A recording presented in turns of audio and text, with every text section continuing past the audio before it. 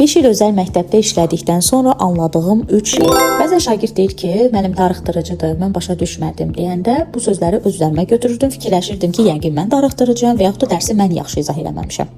Amma sonra başa düşdüm ki, şagirdin evdə problemi ola bilər, şagird yorğun ola bilər və yaxud da ki, şagird üçün bir mövzu ümumiyyətcə çətin ola bilər. Təbii ki, şəxsi qəbul etmədikcə bu yüküm azaldı. Bəzən elə düşünürdüm ki, hər şey mütləq qaydasında olmalıdır. Dərsdə hamı dərsə qulaq asmalıdır, hər şey sakit olmalıdır, heç kim səs çıxarmamalıdır, heç kim üçün deməməlidir. Amma təbii ki, bu belə deyil. Bəzən şagirdin biri acam deyir, biri deyir su istəyirəm, biri deyir ümumiyyətcə yazmaq istəmirəm, biri deyir gülür və s.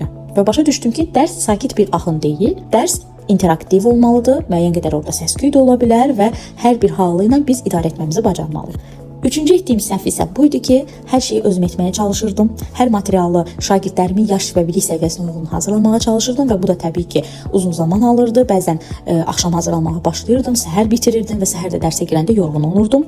Bunların qarşısını almaq üçün bir gün düşündüm ki, mütləq rəqəmsal bacarıqlarımı gücləndirməliyəm. Əgər mən rəqəmsal bacarıqlarımı gücləndirsəm, daha az vaxt içində daha çox iş görə bilərəm və bu anda süni intellektdən istifadə edərək tam da bu dediklərimi edə bildim. Süni intellektin köməyi ilə bir neçə saniyə içərisində materiallar hazırladım, təqdimatlar hazırladım. Bütün şagirdlərimin yaş və bilik səviyyəsinə uyğun olaraq materiallarımı fərqləşdirə bildim. Bundan sonra yüküm və tükənmişlik sindromum da azaldı və hər şey daha asan və daha rahat getməyə başladı. Bu keçdiyim yolda öz təcrübələrimi səninlə də bölüşəcəm. Müəllimlər üçün hazırladığım süni intellekt təliminə sən də yazıl. 4 günlük hazırladığım bu təlimdə hər şey tam real məktəb həyatına uyğun, praktik, sadə və hazır nümunələrlə təqdim edilmişdi.